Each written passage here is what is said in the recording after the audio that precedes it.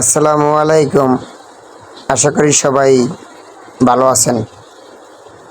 আপনাদের আজকে দেখাবো দারুণ একটা ভিডিও। অনেকেই সেটা জানেন না, অনেকেই সেটা বুঝেন না, কিন্তু আমি আজকে আপনাদের দেখাবো অ্যালার্ম কিভাবে বাজাতে হয়। আমরা অফিস টাইমে ঘুম থেকে উঠতে পারি না, সকালে উঠতে পারি না, মোবাইলে অ্যালার্ম বাজানো দেখাতে পারি না, কীভাবে আমরা বাজাবো শিখতে পারি না, সেটা আজকে আপনাদের এই ভিডিওটার মাঝে দেখানো হবে। যদি ভিডিওটা ভালো লাগে সবাই সাবস্ক্রাইব করে পাশে থাকবেন। ভিডিওটা শুরু করা যাক।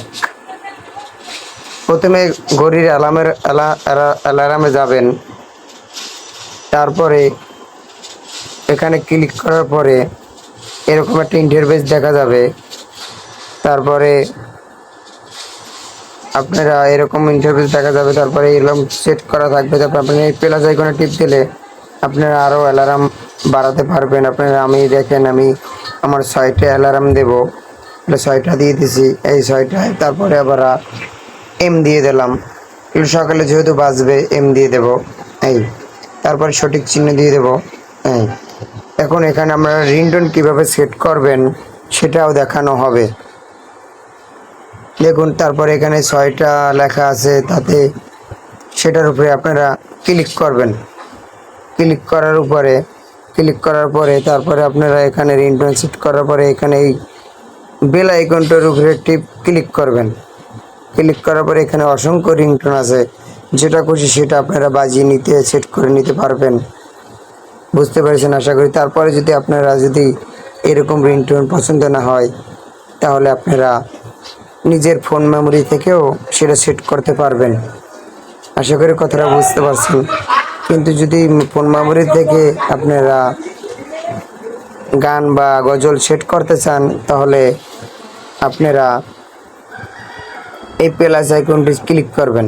ক্লিক করলে এরকম ইন্টারফেস চলে আসবে। তারপরে এরকম অডিও যদি গান থাকে, অডিও যদি গজল থাকে, সেটা আপনারা সেট করে নেবেন। তাহলে কি আপনারা ক্লিক করলে এরকম বাজবে। বাজার পরে আপনারা ব্যাগে চলে যাবেন। অটোমেটিক সেট হয়ে গেছে, দেখেন আমি এখানে সেট করছি, অটোমেটিক সেট হয়ে গেছে। তারপর আমরা এখানে ক্লিক করলে ব্যাগে চলে যাবে। তারপর আমরা এখানে প্রতিদৈনিক বাজবে, তার জন্য এরকম শনি, রবি, সোম, মঙ্গল, বুধ, বৃহস্পতিবার, তারপর সানডে এরকম ক্লিয়ার করে সঠিক চিহ্ন দিয়ে দেবেন। তাহলে আপনারা আর অ্যালার্ম প্রতিদৈনিক সেট করতে হবে না, অটোমেটিক থাকবে। এই দেখেন আমি ওকে দিয়ে দিচ্ছি। ওকে দেওয়ার পরে সঠিক টিক চিহ্ন দেবেন, বাস সেভ হয়ে গেল। আশা করি সবাই ভিডিওটা মনোযোগ সহকারে দেখছেন এবং বুঝতে পারছেন। যদি না বোঝা থাকে কমেন্ট করে জানাবেন, আমি আপনাদের ভালোভাবে আমি শেখানোর চেষ্টা করব। আশা করি ভালো থাকবেন সবাই। আসসালামু আলাইকুম।